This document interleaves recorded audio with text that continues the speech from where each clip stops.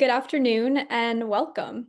Thank you for joining today's webinar about innovative technologies developed right here in Colorado that help to monitor and reduce methane pollutions from landfills and improve air quality, health outcomes, and efficiency in landfill operations. My name is Maddie Hall, and I'm an associate with RMI, a nonprofit focused on advancing the clean energy transition and reducing methane, a harmful greenhouse gas. Over the course of this webinar, we're going to give an overview of methane as a significant climate issue and highlight win-win strategies to prevent and reduce these emissions while benefiting communities. Highlight technology solutions, especially those developed right here in Colorado, that help to monitor methane and help landfill operators better manage and control their emissions. Then finally, we'll provide a progress update on the Colorado landfill methane rulemaking and how new regulatory requirements will depend on these innovative technologies. We will leave time for a live Q&A with all panelists at the end. You can submit your questions at any time during the webinar by entering them into the Zoom Q&A function.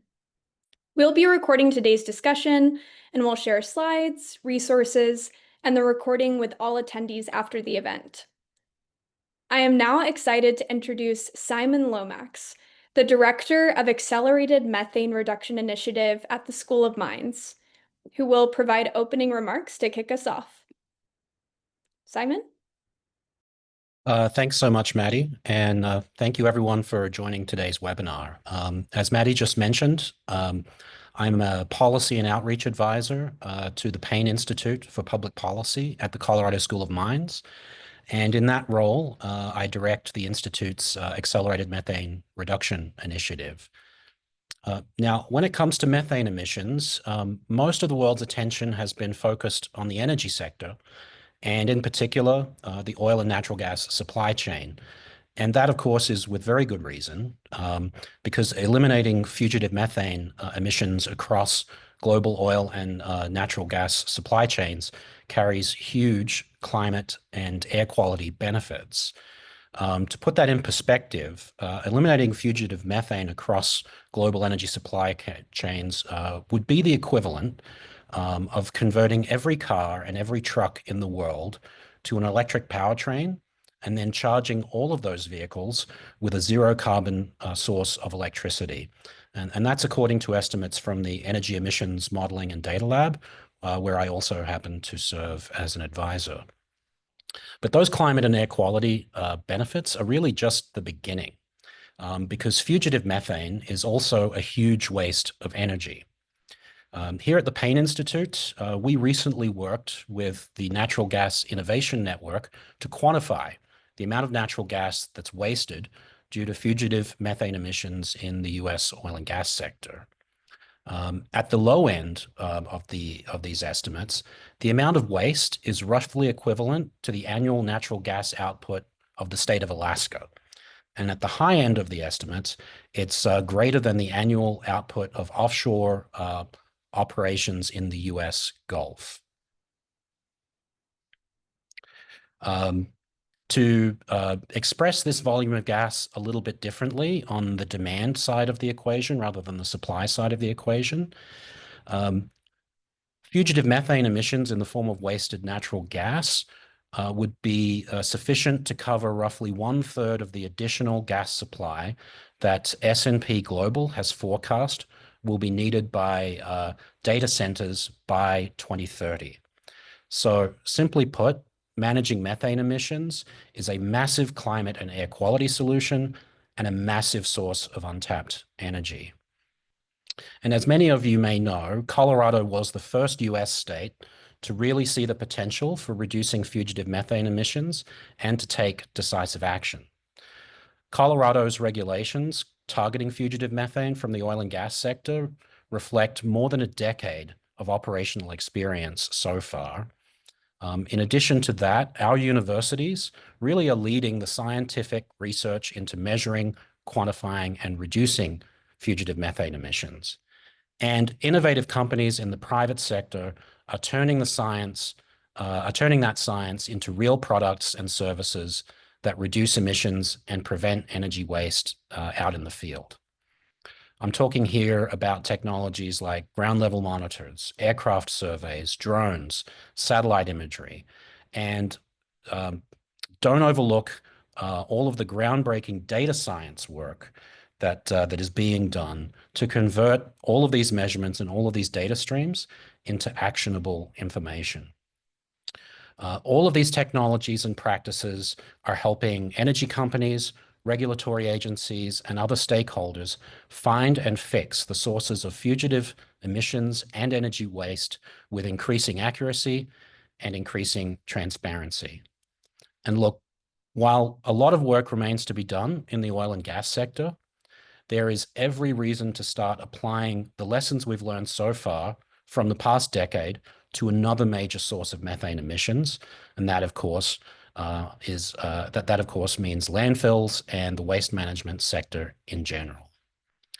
Just as Colorado universities, regulatory agencies, energy companies, and other private sector innovators have been world leaders in understanding and reducing methane emissions from the oil and gas sector, there's every reason to believe that Colorado can and should lead the way in reducing landfill methane.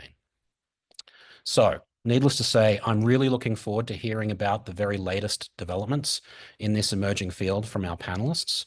And with that, I will hand it over to Ellie Garland with RMI to provide some more details and to introduce our subject matter experts. Thank you, Simon, for those remarks on Colorado's long history of tackling methane.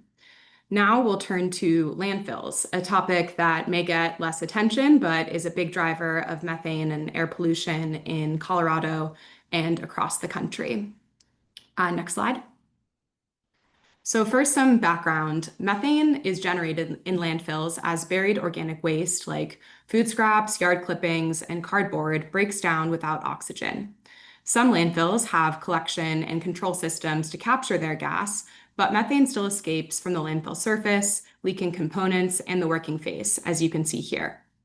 To find methane leaks, operators typically rely on quarterly walking surveys with a handheld monitor. But due to incomplete coverage and other limitations, this protocol misses emissions that could be mitigated. All told, landfill methane in Colorado has the same estimated annual warming impacts as driving 1 million gas-powered cars for a year. But this is not just a methane issue. Landfills also contribute to ozone pollution and release odors and other health-harming pollutants, including known carcinogens like benzene and vinyl chloride. More than 2.3 million people in Colorado live within 5 miles of a landfill and are exposed to this pollution. Next slide. But the good news is solutions to landfill pollution are proven, readily available, and cost-effective, and Colorado has a comprehensive strategy to lead. To avoid future methane generation, we need to keep organic waste out of landfills in the first place through waste prevention, food donation, and composting. But at the same time, we need to improve landfill gas monitoring and control to cut emissions from the buried waste that will continue generating methane for decades. In its greenhouse gas Pollution Reduction Roadmap 2.0, Colorado embraces both strategies with plans for organics diversion and landfill regulations. And in April, the Department of Public Health and the Environment released a draft landfill regulation with a hearing scheduled for later this August. The department's proposal incorporates proven practices and readily available technologies to cut landfill methane, such as earlier and expanded gas collection, improvements to landfill cover, and phasing out open flares.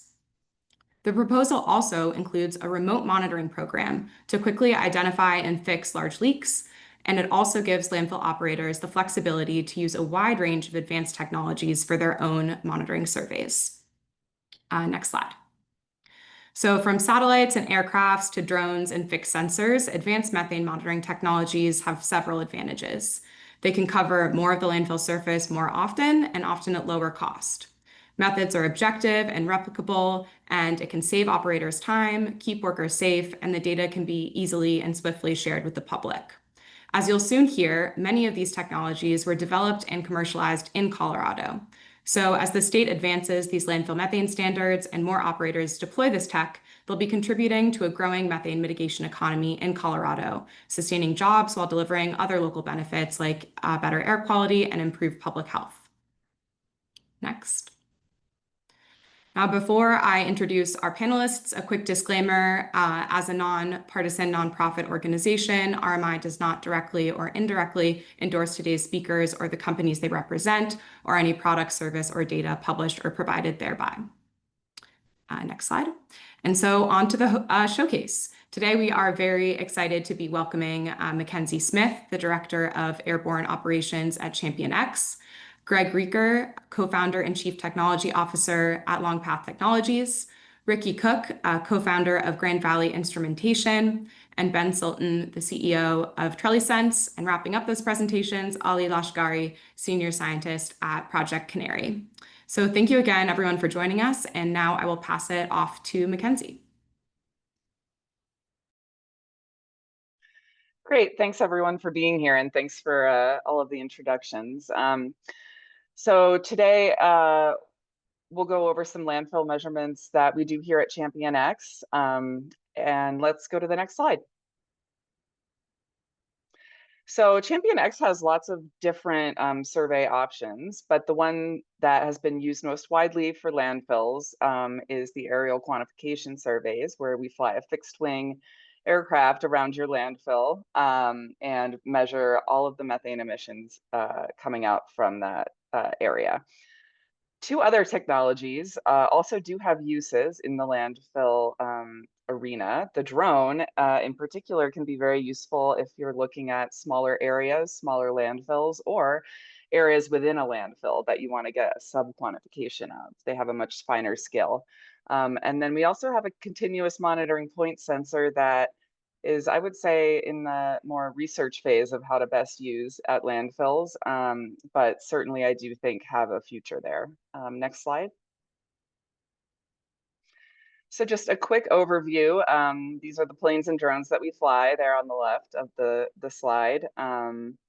Basically, the main measurements are wind and methane concentration. It's an in situ measurement, so we fly directly through the plume. So for the aircraft, we're pretty low and slow. And we basically circle your landfill at a variety of different altitudes and are able to come up with a mass emission rate. And this has been published in the literature, and we've been doing this for landfills and other source sectors for quite a while. Next slide, please. So here's just a little bit more information about what our plane looks like, especially if you ever see it from the ground, if you are at a landfill that is being measured. It's small, either blue and white or red and white aircraft. But basically what we've done is added inlets to the wing that carry the air that we're flying through into the cabin of the aircraft, where we have a really good, well-established, well-validated Picaro methane trace gas analyzer. And that will take measurements every 1 to 2 seconds of methane, CO2s, CO, ethane, and then there's also options for other measurements that can go on the plane as well. We don't just do methane. So if there's other things you're interested in at your landfill, we can also work with different clients on different types of projects. Next slide. So this is just a very simple schematic of how the process actually works, along with a picture of inside the aircraft that's being flown by our initial founder, Stephen Conley. And I should back up a bit and say that this part of ChampionX used to be Scientific Aviation, which was founded in Colorado. I started working for it in 2017 when it was just sort of 7-ish people. And now obviously it has grown into drones, ground sensors, and was acquired by ChampionX in 2021. But the aircraft and the drones are still based right here at the Boulder Airport. Right, so back to the slides. For quantification, the main things you need are horizontal wind speed and a species concentration of whatever you're measuring. And basically, whatever is coming out of your virtual cylinder or flight path minus whatever's coming in on the upwind side is what you've actually got being emitted from whatever is contained within your flight path. Next slide. So here's some real data that basically shows that. This is a flight path that we did in Louisiana, colored by methane concentration. So blue is low, red is high. The wind is coming from the bottom of the slide here in this example. And so you can see how we've outlined basically the downwind plume using the aircraft. You see all those red colorful areas, that's enhancements in methane. Yeah, and this methodology can be scaled up or down to different size landfills, small ones, big ones. Yeah, let's go to the next slide. So this image is actually from a case study that I just wanted to highlight. We have helped validate methane capture leading to methane reduction at a landfill before. This particular one was in Louisiana, and we did several measurements before a capture system was installed and then several after, and we were able to validate 50% emissions reduction. So I just thought I would highlight that use case. Next slide. And then, yeah, just a little bit more background of the variety of projects that we've done here at ChampionX. We've done many, many years of landfill measurements for the California Air Resources Board out in California. We've also done quite a few landfills here in Colorado in conjunction with the Department of Public Health and Environment as part of a larger project looking at emissions from the oil and gas sector, but adding the landfill measurements in there to provide context and look at the magnitude of the different source sectors, whether it be oil and gas, agriculture, landfills. And then we've also done some work with the EPA and another nonprofit carbon mapper to quantify landfills all over the United States. And we've done quite a bit of work with the EPA to refine a potential alternative methodology for landfills that isn't quite finalized. But yeah, I think that's it for this slide. Next. Right, okay, so just to summarize, we've got 3 relevant technologies that could be useful on landfills. The one that we've used most extensively is the fixed wing aircraft. It's ideal for large areas, and landfills are usually fairly large. It captures all emissions from within the flight path. It's useful if the area is inaccessible as well. There's no ground access required, which is often a bonus for the operator. Then we've got drones, which could also be quite useful, and we have used on landfills before. They definitely can get down to smaller areas and smaller emissions, less than 1 kilogram an hour, up to sort of larger medium areas. So we could also do a full landfill with the drones, as long as it was kind of moderate in size. And if you target different areas of the landfill, then you can get some spatial localization of where your emissions are coming from. Often you do need ground access. And then finally, continuous monitors, at least the way we've used them, they're historically used in the oil and gas sector, but we have started several research projects looking at how to best use these point sensors. So I'd say at this point, they're less frequently used, but definitely some opportunities for integrating different technologies all together to get the full picture of what's going on in a landfill. So I'm also very excited to hear from the other tech providers, and I believe Greg is next. Great. Yeah, thanks, Mackenzie. My name is Greg Rieker. I'm the co-founder and CTO of LongPath Technologies. We're a Colorado-based provider of large area laser emissions monitoring networks. If there's one thing I hope you'll take away from this and hopefully the other presentations is that the technology for doing low-cost monitoring of these large area sources like landfills has matured, and it's matured from a decade of work with the oil and gas industry, which has typically led a little bit in terms of their regulatory pressure that's on them. Before we get started on the next slide, I just wanted to highlight, in LongPath, we put safety above all else. We're on the ground in the field. And so that's, represented by those safety numbers on the first slide. So, sorry, you can go back to the next slide. Yeah, so a little bit about LongPath. We were founded by 4 scientists, and it's in our DNA to have technical rigor in everything we do. So we started, over a decade ago. I was at NIST working on Colorado's Nobel Prize winning frequency comb laser technology and applying this to long open path measurements of greenhouse gases. We've been rigorously vetted at every stage of our growth, including competitively funded or awarded $10 million worth of Department of Energy support. And we use that support to build a really high quality, really high accuracy, ground-based large area monitoring system, which has become the basis for trust amongst operators that are using this system. And so that trust has led us to grow to a 40+ member team that's delivering customer success at scale. We have a 900+ square mile monitoring network now that's backed by a number of well-known companies in the industry. So go to the next slide. This is how LongPath looks and works. So at the center of LongPath is this central node. It's solar powered. It's an above ground installation.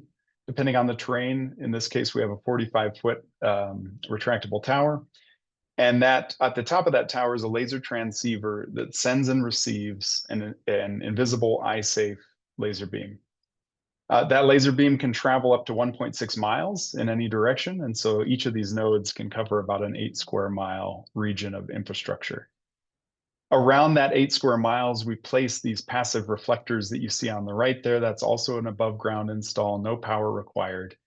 And that bounces the laser beams back to form these fence lines that I'll talk about on the next slide. So if we go to the next slide, we were born into the oil and gas industry. And so this is kind of what our installations typically look like in the oil and gas industry. On the left is an upstream production installation, this one covering 20 different individual production facilities around the central node. Those yellow lines are the beams that are established to bracket the facilities. And then on the right, we show a midstream installation on a BCF per day compression facility where we sectorize different parts of this smaller facility in order to quantify emissions from those different parts of the facility. If you go to the next slide, that shows how this works. Essentially, we establish this laser fence line from our central node, which is not shown on, in this image. The laser fence line comes down to those passive reflectors that are placed such that we can sectorize different facilities in the area. And when we bracket those, we record the methane entering the facility upwind using the laser, and then we record what's exiting the facility downwind.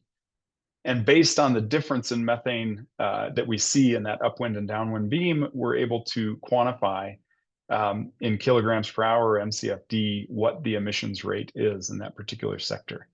And then we track this over time and alert if there are persistent emissions readings that are exceeding a threshold. So if you go to the next slide, the system, we developed over many years to have very good quantification, and the very good quantification leads to a very low false positivity rate for the alerts.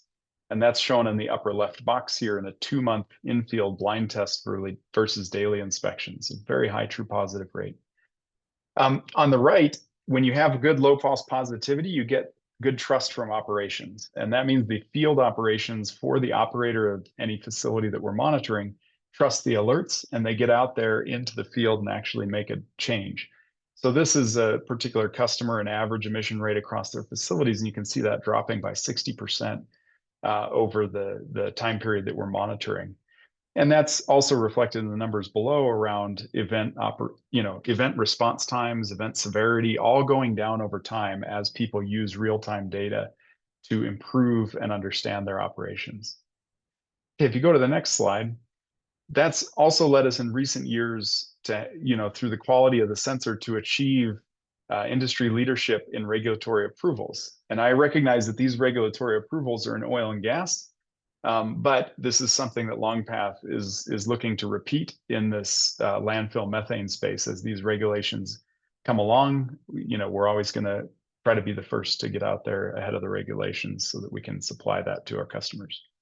If you go to the next slide, this is where we're expanding more recently into landfill monitoring. So our first expansion here is through an EPA STAR program, which is a multi-platform assessment of emissions accuracy and uncertainty through evolving landfill morphology. So if you go to the next slide, these are the LongPath systems that are deployed onto this landfill, which is in the Western United States. There are 2 of these laser systems.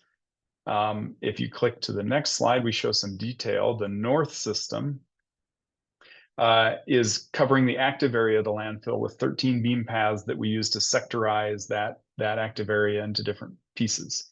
And since March, we've got about 150,000 measurements of that area. If you click to the next slide, this shows the measurements in the south end, which is mostly covering the gas handling infrastructure. They have a large gas capture system. They even have biogas that's going in on that flat pad that you see on the bottom right there.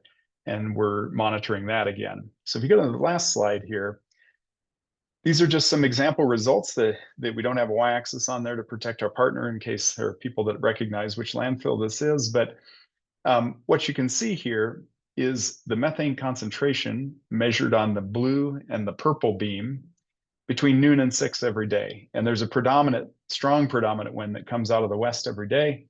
And so what you would normally see if there was an emission source between the red or the purple and green beams, you'd see a differential in the methane concentration. And indeed, we see that.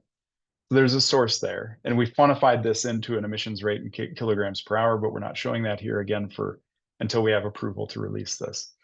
But what you can see is that as time goes on into March or May there's westward movement of the active face. And more importantly, there were new vertical wells drilled between the green and purple beams.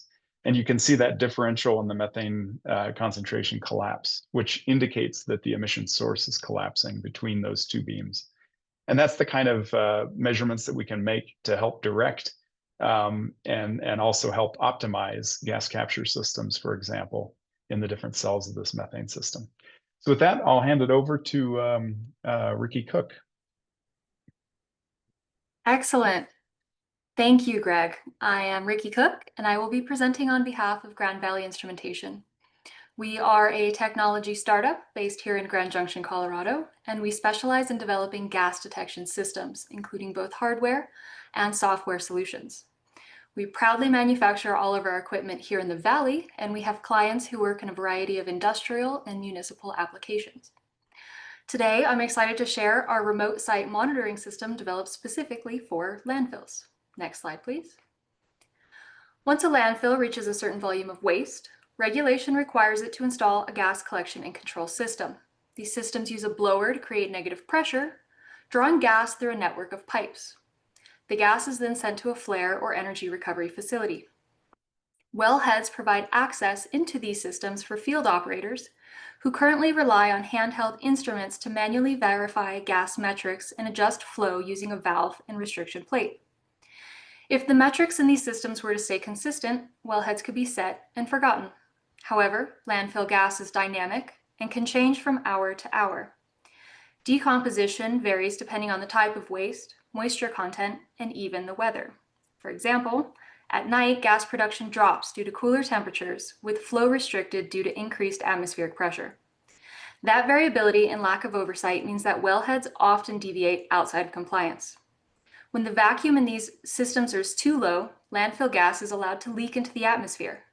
When the vacuum pressure is too great, oxygen can get pulled into the system, and that can result in an underground fire. As you can imagine, these fires are dangerous, costly, and extremely challenging to put out. One of the most difficult parts of operating a gas collection system is that no wellhead exists in isolation. Adjusting one can change the conditions of others and sometimes throw the entire system off balance.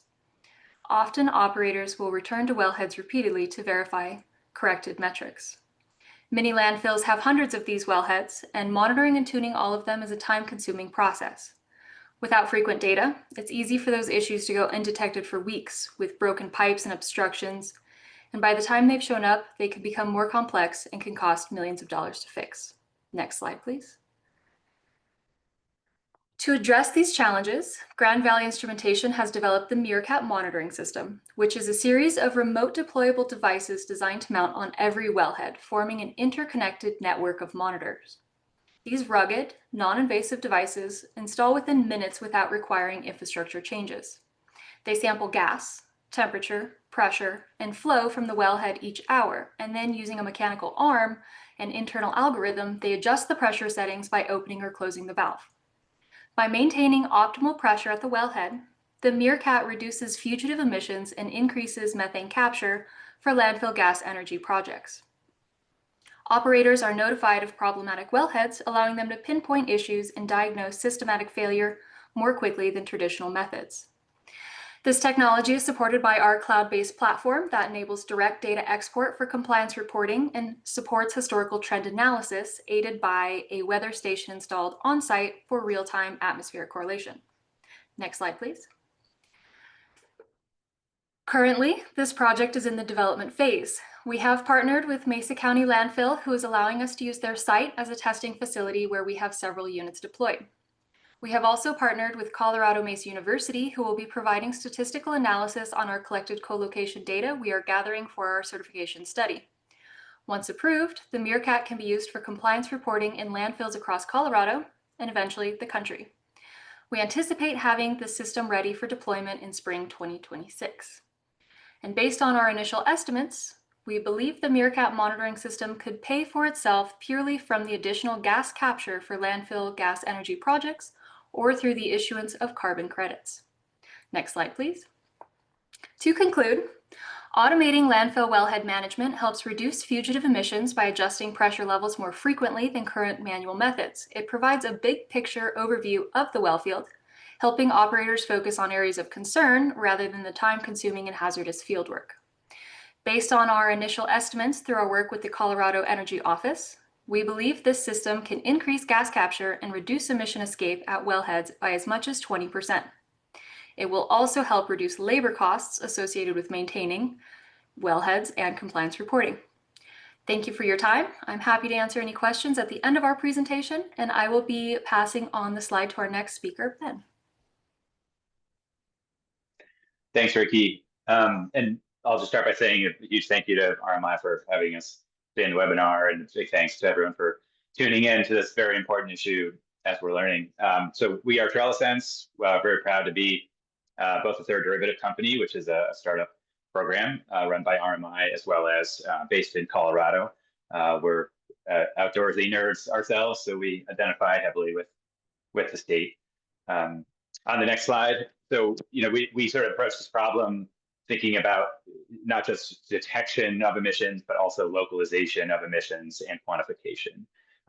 Measurement is important, right? It's the first step, but as Simon talked about at the beginning, this is a very important problem, and the really purpose of why we're here is to reduce emissions. And to really reduce emissions, you have to understand where the emissions are, when they start, and how big the emissions are, so that you can take all of that information and understand what might be causing them, so that you can take action and reduce them.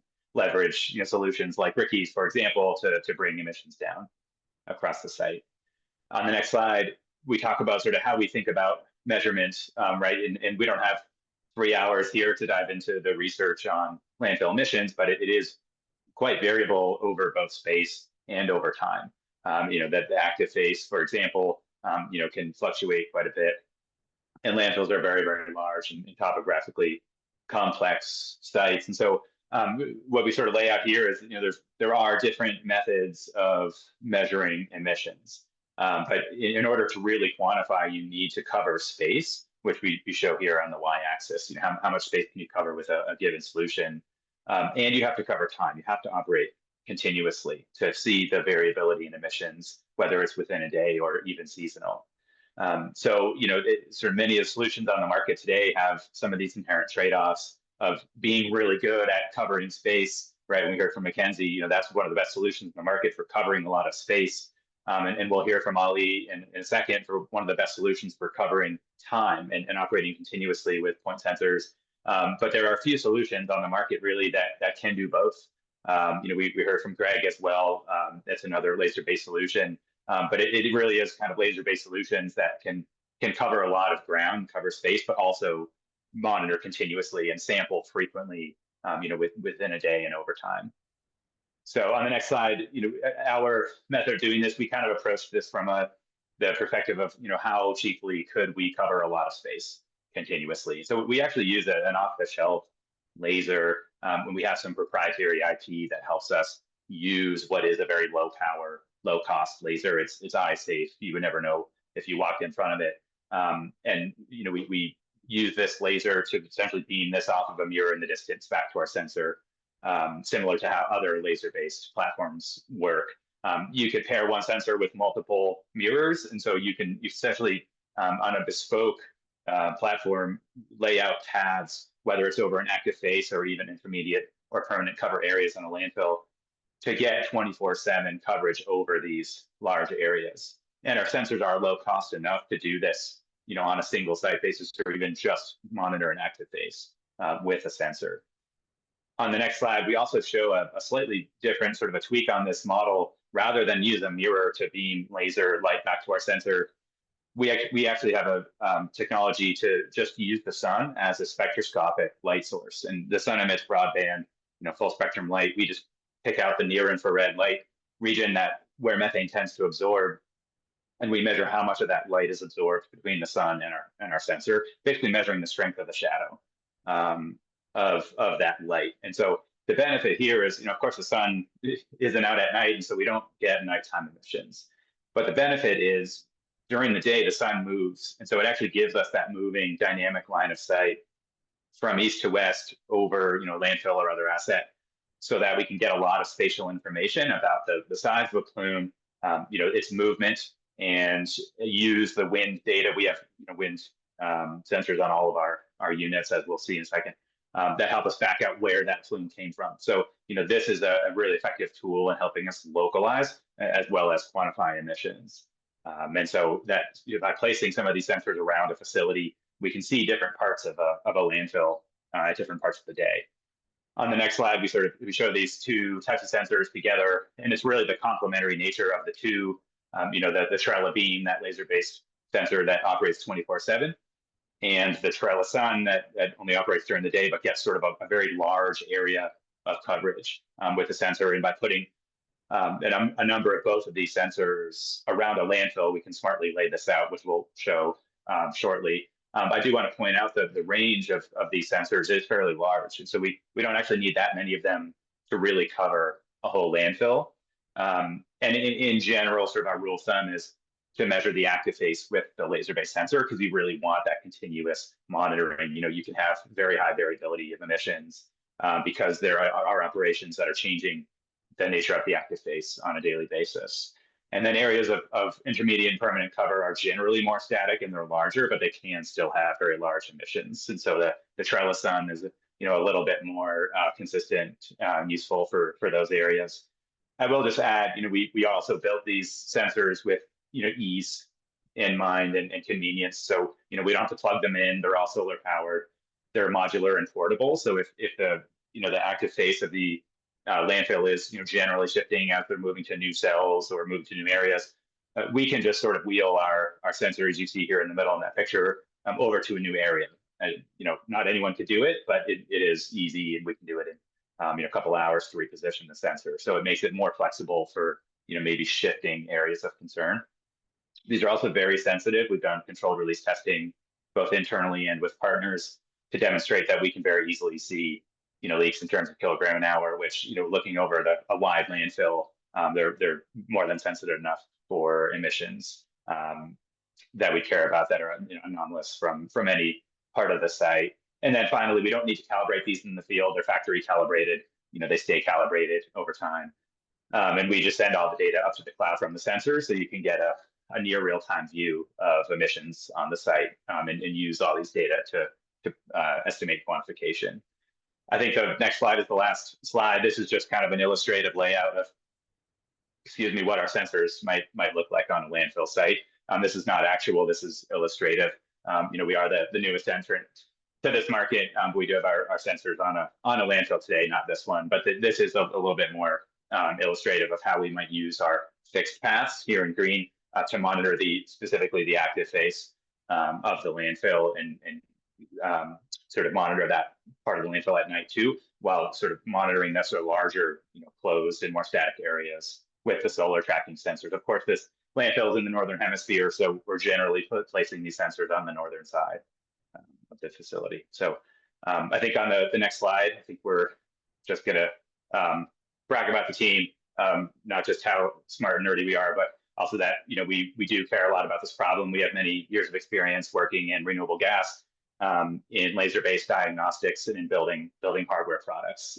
So we're very proud to be doing this and working on this problem, but also doing this alongside such a really impressive team of peers here on the panel with me, which I think is a good segue to hand it off to Ali next. Thank you all for being here. All right, thank you, Ben. Hello, everyone, and thank you for joining us. The next presentation is on the application of continuous monitoring systems and landfill methane emissions measurement.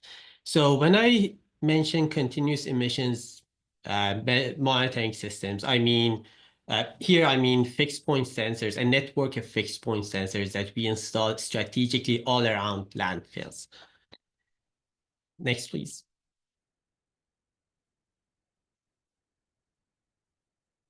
So let's first talk about methane emissions from landfills. So most of the knowledge that we have related to methane emissions comes from the oil and gas space, from upstream oil and gas. But when we are trying to translate that knowledge to landfills, it can be much more complex. First thing, landfills are much larger areas. Landfills have complex terrain, which can result in very unusual dispersion patterns. And in some cases, such as low wind cases, it can cause emissions pooling and storage in some parts of landfills. Landfills have a combination of point sources and area sources.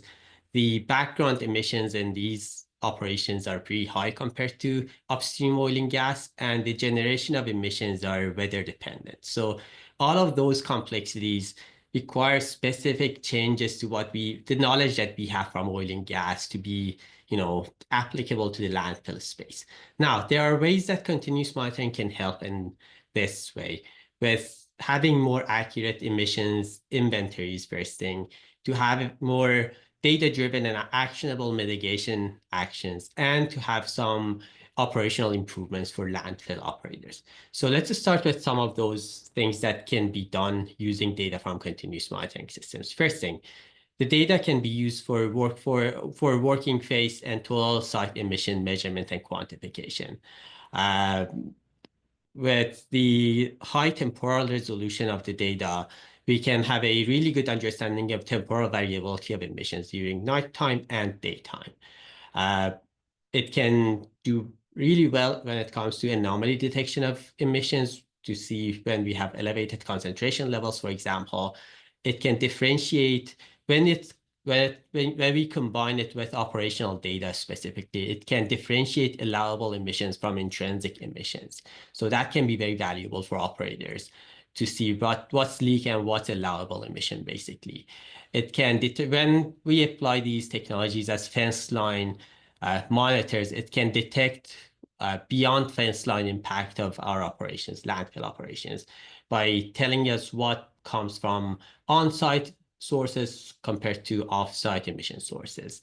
In a multi-scale measurement approach, it can complement other methods. For example, we can understand what's the duration and what's the frequency of events using continuous monitoring data. Or, for example, for complementing aerial flyovers, it can inform the frequency of additional surveys using those technologies. And in case of satellite technologies, it can offer site-specific atmospheric measurements. Those are just some of the ways that continuous monitoring data can complement other modalities of measurement. Next slide, please. So let's start with anomaly detection. This graph shows the data from a single blind controlled release study in Petrolia landfill in Canada. So what you're seeing here is the timing of controlled releases versus the concentration levels monitored using Project Canary monitors. You see that there is a really good correlation between what we monitor and the actual timing of events, which tells us that these sensors really work well when it comes to anomaly detection. Next slide, please.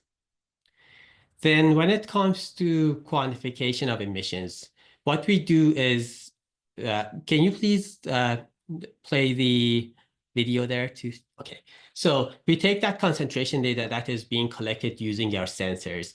In the meantime, we are collecting wind data as well, on-site wind data. By combining concentration data with that wind data and with some prior knowledge of emission rates from that specific site, we can develop some dispersion models and inverse frameworks, which helps us to localize sources and quantify sources, emission rates for those specific sources. So that's the way that we do quantification using data from these continuous monitors. Next one, please. And when it comes to the accuracy of these systems, the top graph here shows the accuracy of our quantification based on that single-blind controlled release study in Petrolia. As you see here, in 81% of cases, the estimates that we reported blindly were within a factor of 3 of the actual release rates. Of course, there's plenty of room for improvement, but it tells us that these systems can give us a really good understanding of at least relative magnitude of emissions, from one source compared to the other. Next one, please. Okay, now let's talk about the platform that Project Canary has developed for managing emissions. So it's a sensor agnostic platform that we have developed, and the goal is to be a one-stop shop for emissions data management. We have the capability, we currently partner with a number of different types of sensing technologies, and we have ways to ingest data automatically from those technologies. So we are ingesting data from satellites, from aerial methods, including airplanes and drones, from optical gas imaging cameras, and from point sensors. And all of that data is, brought to the system, and by combining all of those data and reconciling those data points, we can, and sometimes by adding operational data, we can come up with much more accurate data when it comes to developing emissions inventory or to having a better understanding of the impact of different mitigation actions. A really good case study is for sniffers. So we have a partnership with Sniffer Robotics. They do surface emission measurements using drones. So the data, we have an API with Sniffer, we ingest that data automatically to our system, and we run quantification for them. And we can give them in almost real-time quantification results based on their surface emission measurement. And that data point can inform our localization as well. So if an operation, a landfill operation, has both continuous monitoring and does surface emissions measurements using Sniffer's method, OTM 51, they can have a really good understanding of the localization of sources and then use that data from continuous monitoring to have a much more accurate quantification. Next slide, please. Now, this is a case study related to multi-scale measurement and the essence of using different modalities of measurement. Imagine in this case, so this operation had a flyover around early June and then another flyover on September 27th. On September 27th, this flyover saw an emission, detected an emission with a rate of 227 kilograms per hour. Now, if you use just that data point and try to extrapolate that for that entire 110 days, you will come up with an emission estimate of around 600,000 kilograms for that period. Compare that to data from continuous monitoring. You'll see that the actual emissions rate based on continuous monitoring was around 11% of that value that comes from the extrapolation of data from aerial methods. So there is value in having a good understanding of duration and frequency of events and informing other modalities of measurement using that data. Next slide, please. And on top of that, we have developed a range of different tools, operational tools for mainly for oil and gas operators, and we are trying to expand that to other sectors, including landfills. For example, we have developed a phone application for logging all of the data from optical gas imaging. It can be done for surface emissions measurement as well. So when operators do optical gas imaging, they can log all of the data. It can be automatically imported to the dashboard that we have now. If they have continuous monitoring or they do bridge flyovers or other types of measurements, all of the data gets combined together and they can log all of the events that are being detected. They can keep track of all of the progress in terms of mitigation actions, and later on see the actual impact of that mitigation action in their actual emission levels based on the data. So those are ways that we are trying to make it easier for operators to use defensible data to come up with a data-driven mitigation action. And thank you for your attention. I'll stop there and we can go with the question and answers. Thank you so much to all of our panelists. Now we're going to move on to Q&A. It was great hearing from all of our speakers who are working across Colorado to deploy critical technologies that address landfill pollution. I'm excited to continue the conversation with our question and answer session. So the first question that we have, I'd love to start with you, Ricky, and then open up the floor, is if you had to summarize in just one sentence, what are the main benefits to landfill operators of deploying these technologies? I would say that these technologies give landfill operators the ability to respond immediately when conditions change before it becomes a safety hazard or a regulatory violation.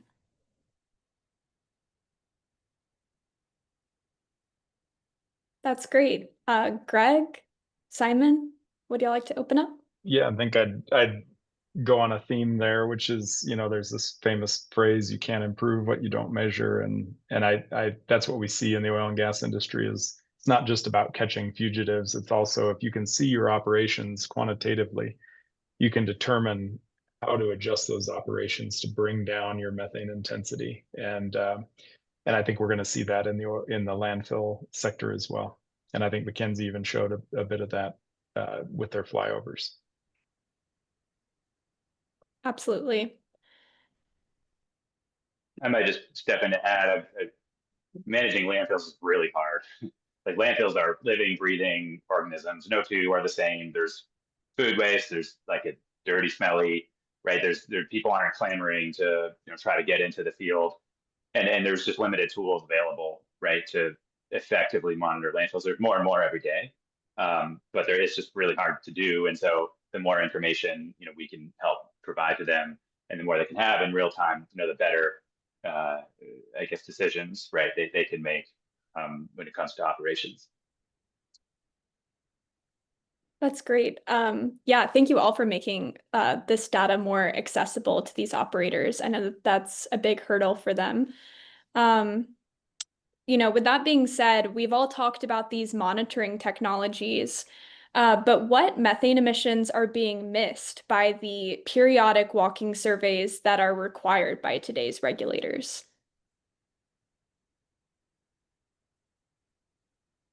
I think, yeah, I can probably speak to a little bit of that. I mean, one thing is, and I think Ricky referred to this, that there can be rapid changes with respect to what's happening in field. And like, for example, with gas capture and gas handling, you want to keep an eye on things. So just the same way that we keep an eye on flares in the oil and gas industry, when companies are flaring off that gas, or in the case of this landfill we're monitoring now that has a bioprocessing plant, even those methods of either gas destruction or gas capture can malfunction or can have issues. And that's something you want to be able to take a look at pretty quickly.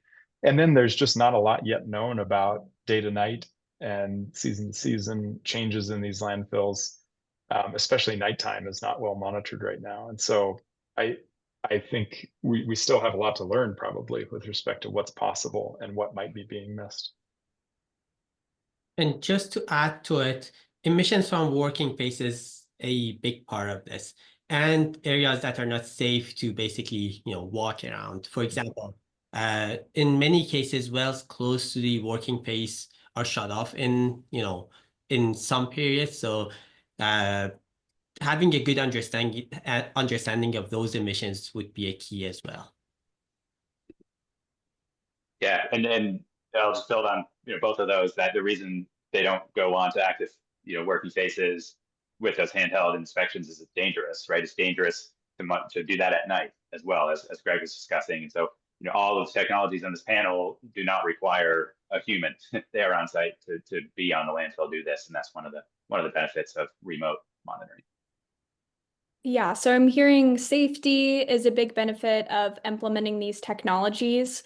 Are there any broader public benefits when we think about methane mitigation, like odors, air quality, fire prevention?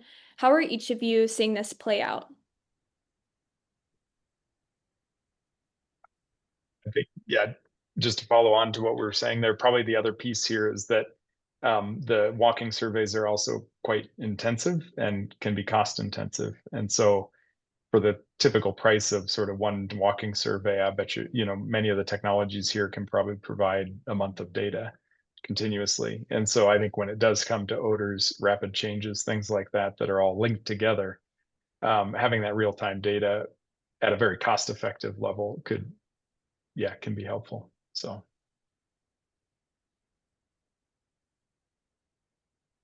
Yeah, Madison, and thanks for leading the witness there. I mean, there's all sorts of other non-methane benefits to doing this, right? Odors and safety issues, other operational efficiency issues.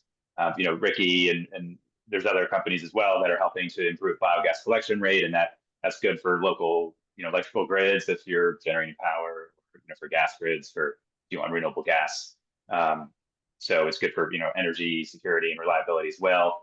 There's plenty of benefits to improving biogas collection if that's the ultimate goal of monitoring. Yeah, that's great. Well, I'm hearing all of these benefits, and I have to echo an audience question, which is, why aren't all landfills in Colorado using this technology already? Great question. They cost money, right? So, I mean, a lot of the work that many of us have done in the oil and gas industry has been driven by various regulatory, rules. So, as that gets developed for landfills, I think it's important for those operating landfills to, be able to stay on top of that and know it's available in order to satisfy those. But I think it comes down to, is it regulated or not?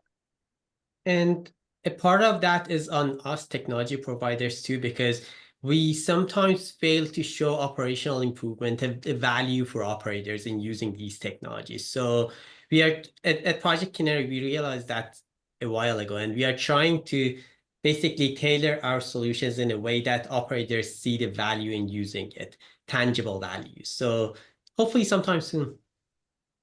Yes, and I'd like to ping pong off of those and say, in my experience, landfill operators are interested in adopting this technology, but because of budgetary compliance, budgetary restraint, they're not able to. So I think if there was a bridge that could help bring research to advance this industry, it could help make that case for adopting voluntary technologies.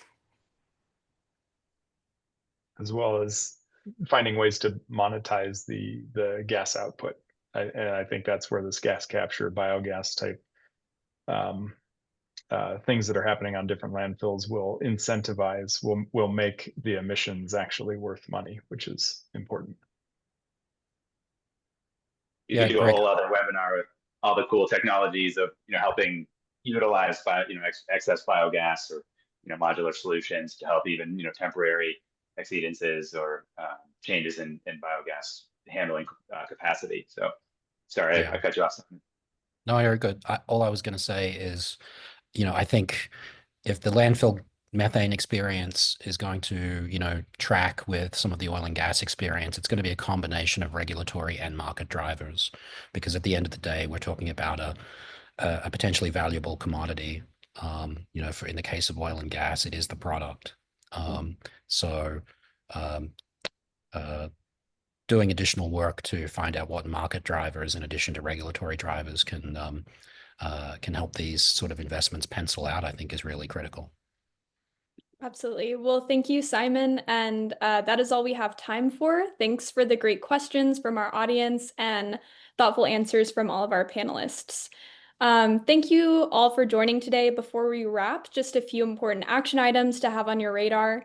As Ellie shared earlier in the hour, we can expect Colorado to finalize its landfill methane rule next month. So if you want to submit a public comment, the deadline is August 5th. And if you want to sign up to submit a verbal public comment, that'll be on August 20th. And then for those covered by this regulation, don't miss the opportunity to apply for funding through the Colorado Clean Air Program.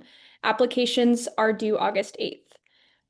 This is a critical moment, and as Colorado's landfill methane standard moves toward the finish line, we'll continue tracking the final regulatory provisions closely and what this could mean for Colorado and other states ready to lead on landfill methane.